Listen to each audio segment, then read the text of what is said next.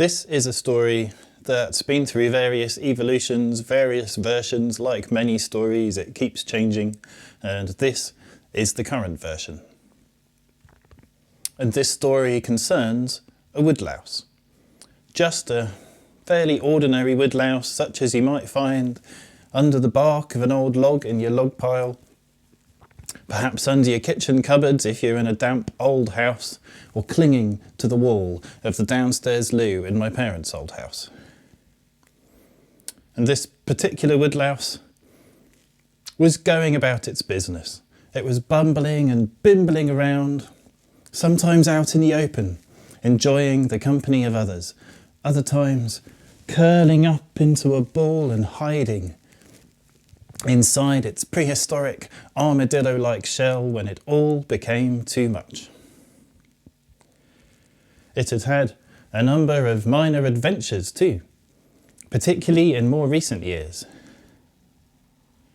But these adventures had their roots, their beginnings in darkness, a darkness that had crept up on the woodlouse, beginning as separate patches of shadows that grew and grew until they merged, enveloping the louse, seeping in through cracks in its shells and trying to hollow out its soul from within.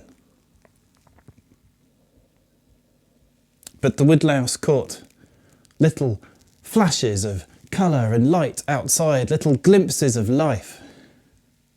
And these glimpses, these flashes, they gave the woodlouse little secret stores of strength, little tools to help protect its soul from the dark that swirled all around it, to remain standing when another being shook the earth it stood on, shifting and coercing reality in strange ways into slippery new shapes.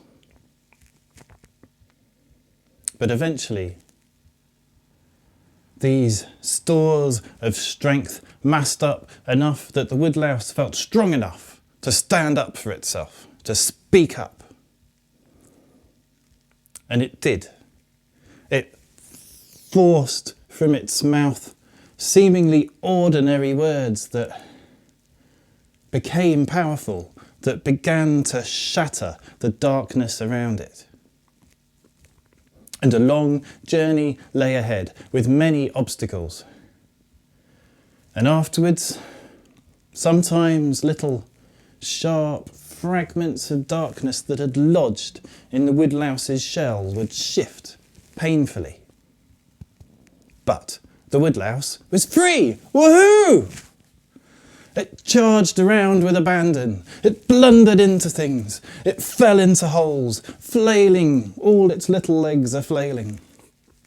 But always able to right itself, and just glad for the sheer aliveness of existing.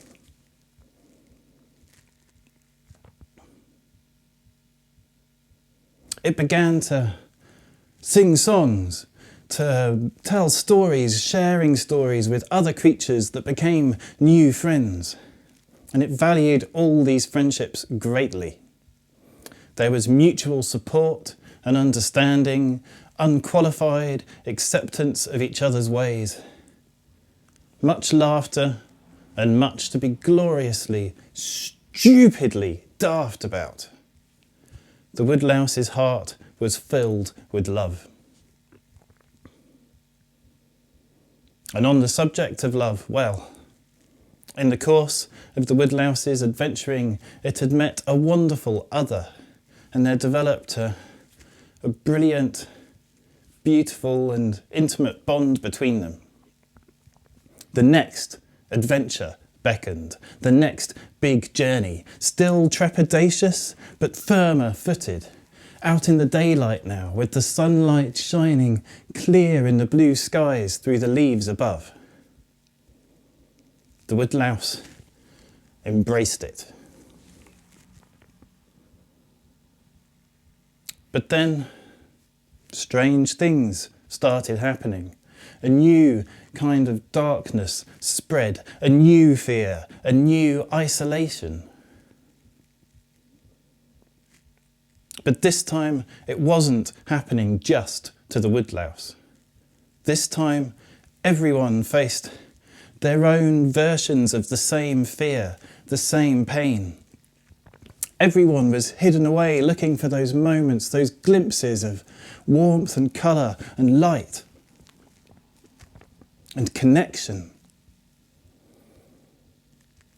It wasn't an all-encompassing blackness, but a dark, dark cloud, a fog that flowed, forcing people to retreat into their homes. It curtailed freedoms, and it ended far too many lives. But the woodlouse, it knew that it was one of the lucky ones.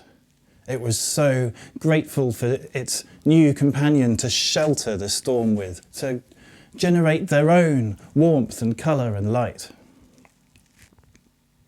At the same time, it missed its friends dearly, and it fervently hoped that they would all still be there when this new darkness at last lifted.